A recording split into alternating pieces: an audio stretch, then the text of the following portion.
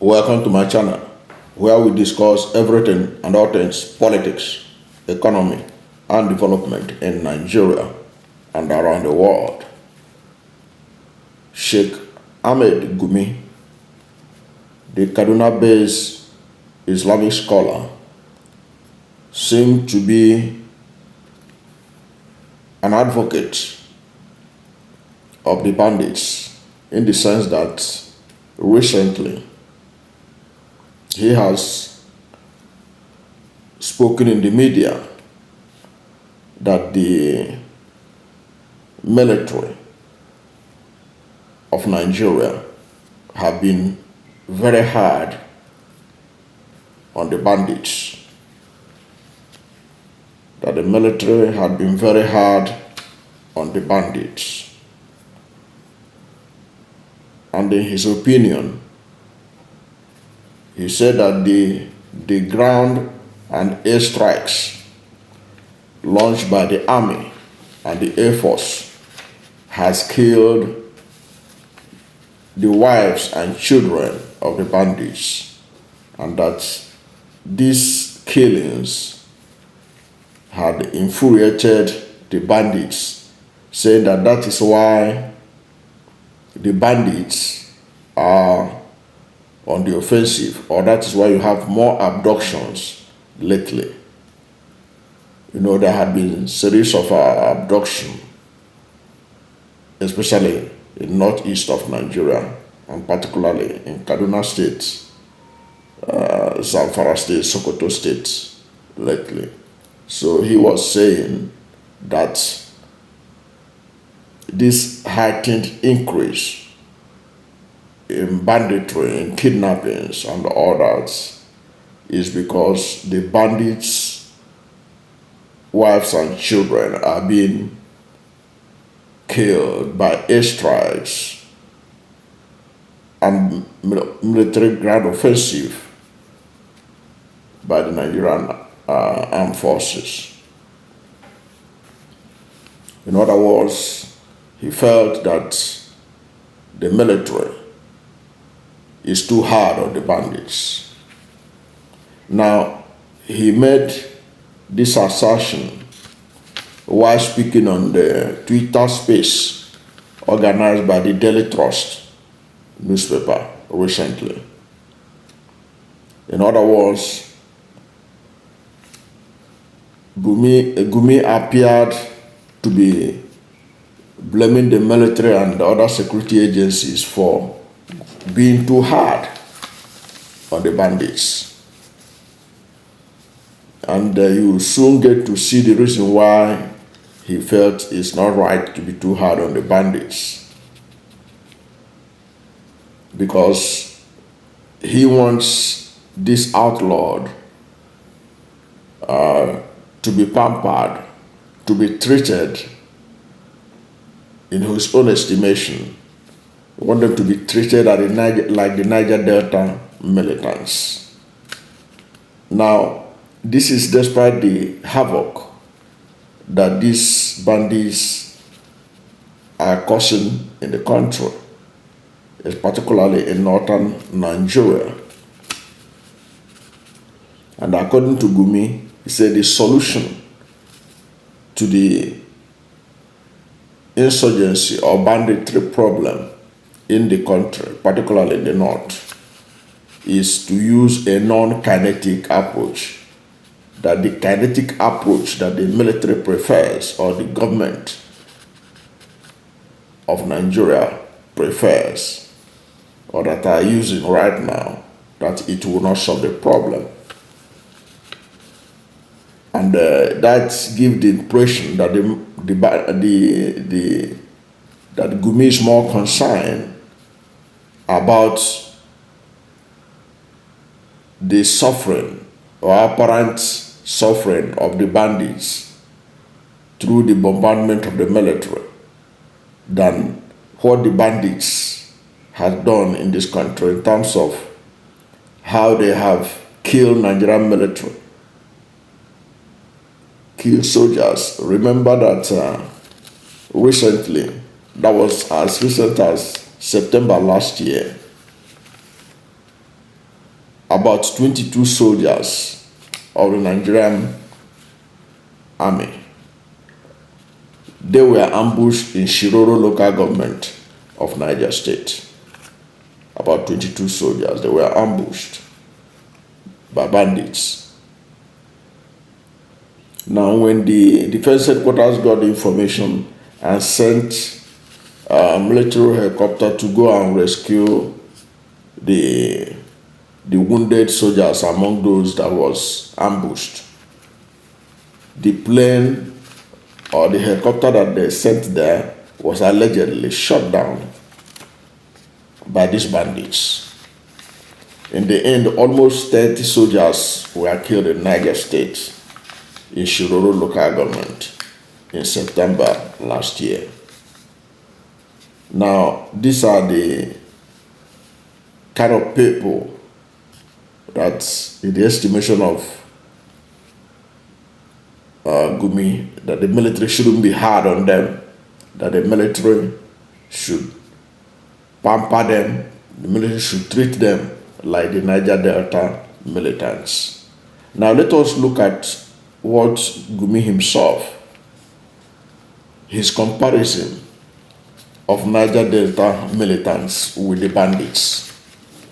Now in that Twitter space with Daily Trust, the Gumi compared Niger Delta militants, the treatment they got under late President Umaru Musa Yar'Adua, and said that kind of treatment that Yar'Adua gave to the Niger Delta militants, that President Bola Ahmed Tinubu should extend such treatment to the bandits. In his narrative, he said that the Niger Delta region is relatively peaceful today because Nigerian government under President Umaru Musa Yar'Adua granted amnesty to the Niger Delta militants, noting that that same method should be applied to the bandits by President Bola Ahmed Tinubu, so that peace will return to Northern Nigeria, where these bandits are ravaging communities and settlements, thereby impacting agricultural productivity and economic development in many parts of the north. Now, comparing the bandits and the Niger Delta militants, Sheikh Gumi got it wrong, because the Niger Delta militants were not going about killing people the way these bandits does. That's why many people consider that comparison ridiculous, because the killer henchmen and the bandits, what they are doing is totally different from what the Niger Delta militants did, or what their modus operandi was at the height of their activities. Because the Niger Delta militants were not destroying and killing people. They were not plundering towns and communities and villages and creating thousands of internally displaced persons. Now, if you go from Kaduna to Zamfara to Kaduna, there are thousands of people that have been displaced from their communities by these bandits. About 12 local government in Kaduna, people are suffering. They are displaced from their homes and all kinds of things. That was not what the Niger Delta militants didn't do anything like that. What the Niger Delta militants were after, the Niger Delta militants were after foreign expatriates, oil workers, foreign expatriates, and Nigerian government that they felt denied them some of the benefit that should come from the exploitation and the exploration of oil in their community, in their region. And they are sort of seeking for a way to be recognized as bona fide owners of the resources in their soil. But they were not going about kidnapping random people, ordinary people, going about kidnapping school children. That's not what the militants were doing in Niger Delta. Their activity was purely political and economic, in the sense that they feel deprived from the resources that are being exploited under their soil. So they were not creating internally displaced persons. That if you go to Benue State now, Benue State has over 200,000 internally displaced persons. You go to Katsina, you have so many. You go to Kaduna, you have so many. And you go to Nasarawa, everywhere you go in the North Central and Northwest, people are on the edge by the activities of these bandits. That's why many people do not agree with Gumi that these bandits should be treated the same way like Niger Delta militants and be granted amnesty by President Bola Ahmed Tinubu or any other president for that matter. Many people don't buy into that because they believe that the bandits are just doing pure criminality. That their own operation is pure criminality.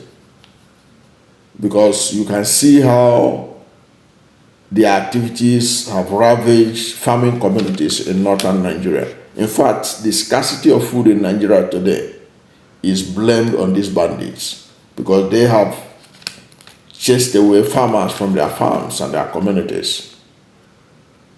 And many farmers cannot even return to their communities.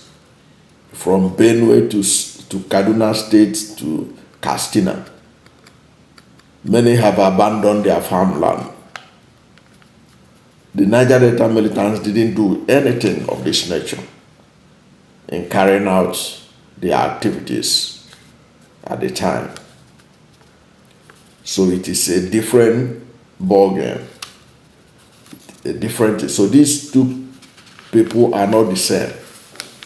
And many people disagree with Sheikh Gumi on that score. And if you look at the comments people have been making about it, even when he said it, you discover that most people do not agree with him. Because, look at it, the bandits are driving people away from their ancestral homes. There is no history of the militants in Niger Delta driving people away from their ancestral homes, killing people, kidnapping, mass kidnap of people, killing of people without any atom of sympathy. They are not the same thing. So that's why many people believe that it is not right to talk about granting them amnesty like the Niger Delta militants. Many believe that these guys are just carrying out acts of criminality and that they need to be handled in that perspective, that as people who get involved in criminality and bear the consequences of their action. But Gumi seemed to think otherwise because he believed that they should be treated like the Niger Delta militants and be granted amnesty by President Bola Ahmed Tinubu.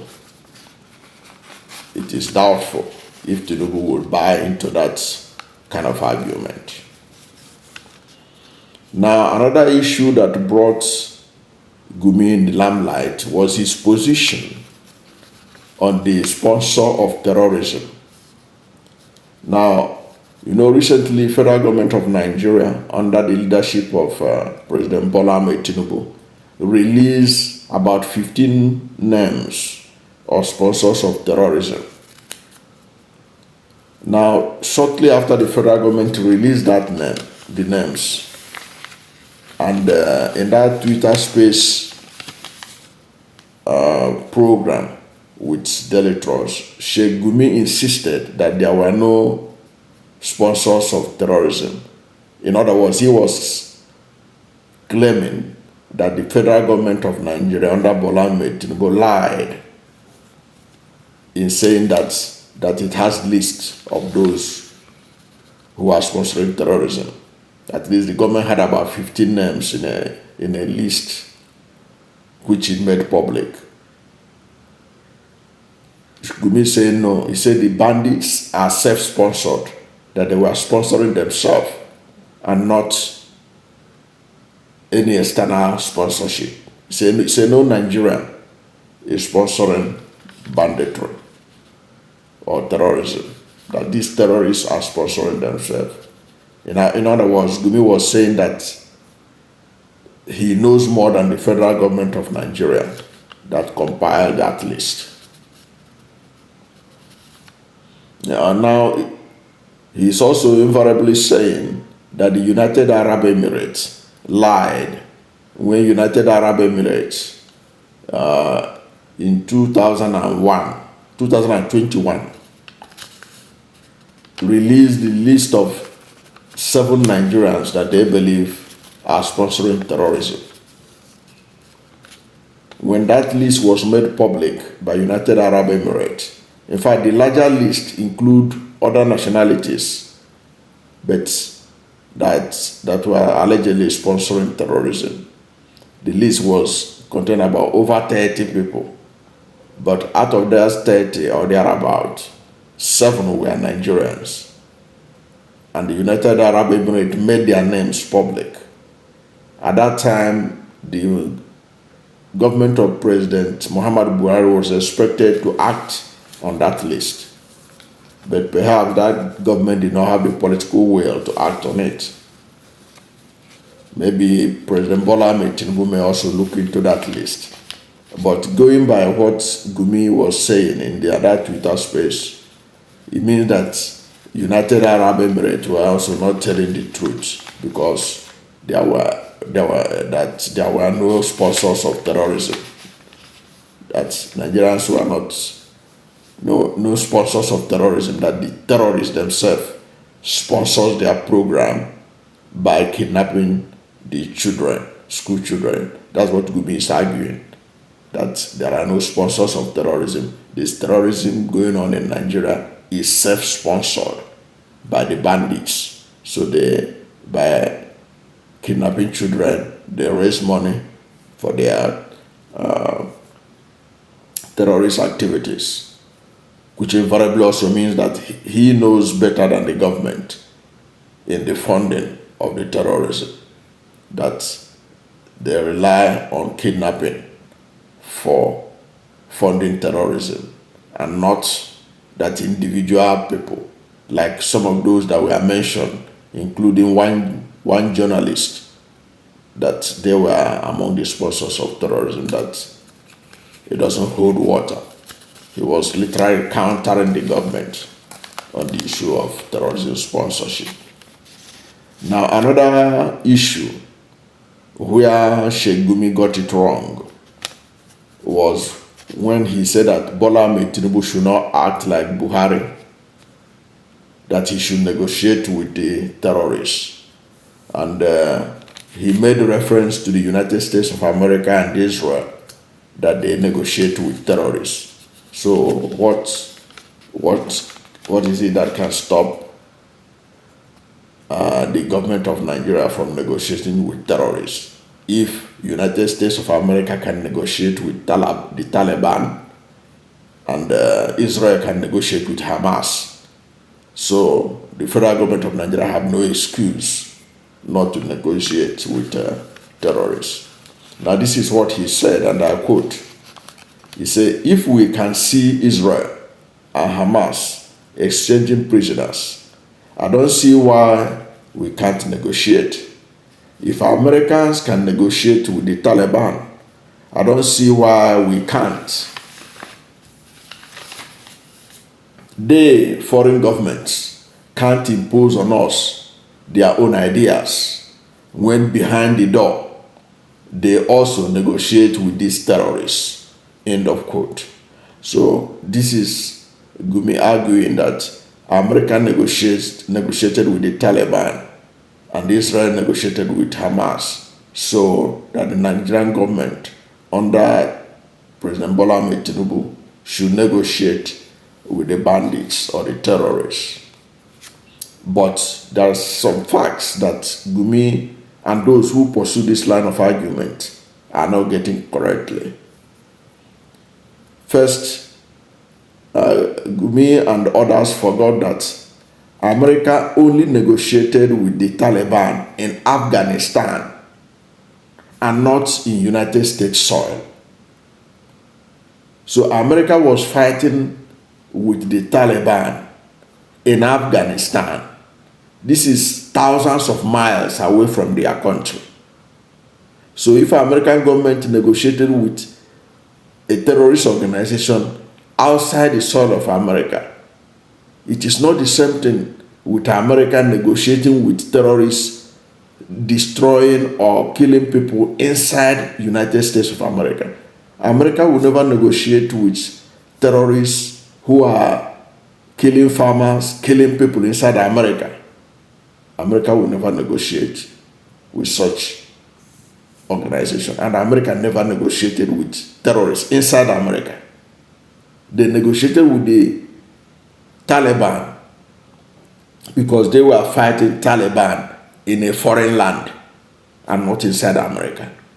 So that is one thing people don't seem to get when they say this. They throw around this information that America also negotiated with terrorists. America never negotiated with any terrorists inside New York, inside Chicago, inside Texas, inside any of the about 51 states or so of United States. America never negotiated with any terrorists inside the American geographical territory.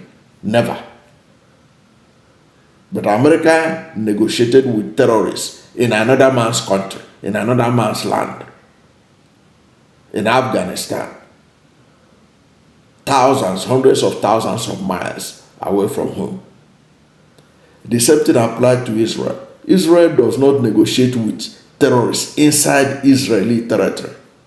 The reason why they negotiate with Hamas was because Hamas came and took away Israeli citizens and took them to Gaza, a territory outside the control of Israel. And Israel cannot do anything but to negotiate, to see whether the hostages could be released through negotiation. But if the Hamas people had kidnapped Israelis and remain in Israeli territory and remain in Israel and make their demands there is no way Israel will negotiate with them. Israel will not negotiate. Israel will move against them and see how it can take them out and rescue their citizens. Because Israel does not negotiate with terrorists inside Israel. Go and check the history of Israeli negotiation. They never negotiated with terrorists inside the territory of Israel. It is when things happen outside Israel they negotiate with those terrorists. That's their modus operandi. That's how they operate. But here we are talking about terrorists who are operating inside Nigeria, inside Nigeria's geographic area. This is not like terrorists who took Nigerian citizens and to Niger Republic or to Burkina Faso. Then you can begin to talk about negotiating with them. No, these people, they are America and Israel, they don't negotiate like that. Look at when an American citizen was kidnapped and was taken by bandits to Sokoto or thereabout. The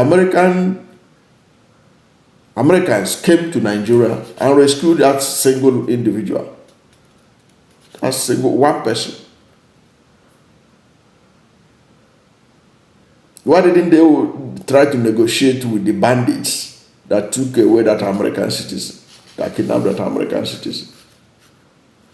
Because Americans don't negotiate. They don't just negotiate like that. They negotiate where it is pretty difficult. Like the one that the American negotiated with Taliban. It is to see how they can restore peace in Afghanistan so that they can withdraw.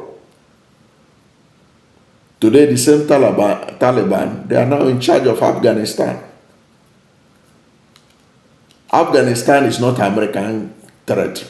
America is only interfering there under the guise of spreading democracy.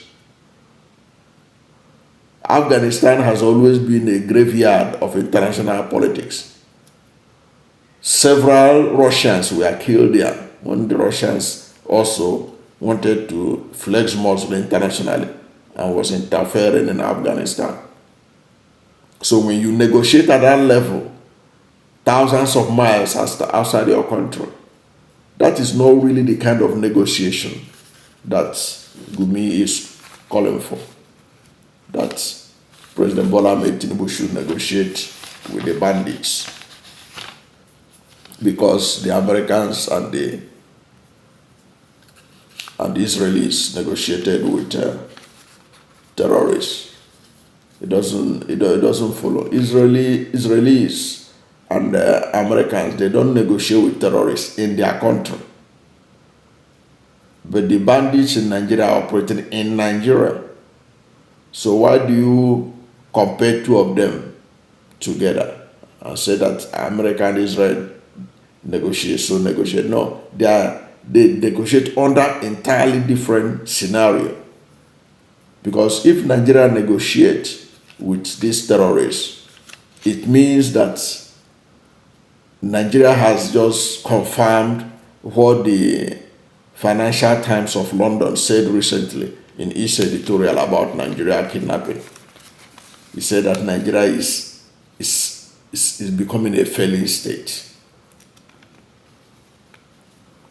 So that's the difference between negotiating with terrorists by United States of America and Israel and the negotiation they are calling on Bola Ahmed Tinubu to do with the bandits in Nigeria or the terrorists in Nigeria.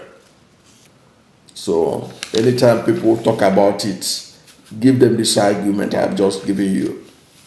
Anytime you hear them talk about that Israel also negotiates with terrorists, America also negotiates with terrorists, remind them that America and Israel, they don't negotiate with terrorists in their territory, in Israel, in America. They negotiate with them when they are holding their people hostage in a different country, in faraway land, like in the case of the Taliban in Afghanistan, in case of the Hamas in Gaza, and not Israel. So that is the way it is.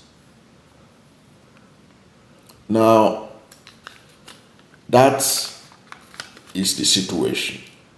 And that is what these issues raised by Gumi is what has brought him into limelight. People are talking about him right now.